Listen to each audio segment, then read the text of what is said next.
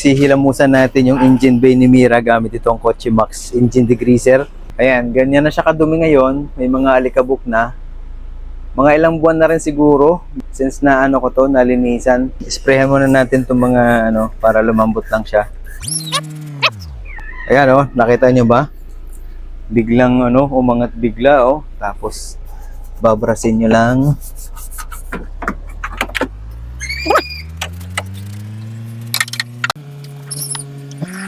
Ayun oh, may nagbago ba? Linis na no?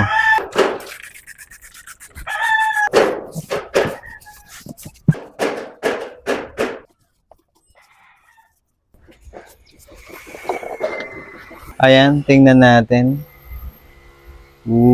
Sinimplihan ko lang yan actually. Punas-punas lang, konting punas lang. Ayan, kung gusto niyo mag-order nito guys, nandyan sa baba yung link nito.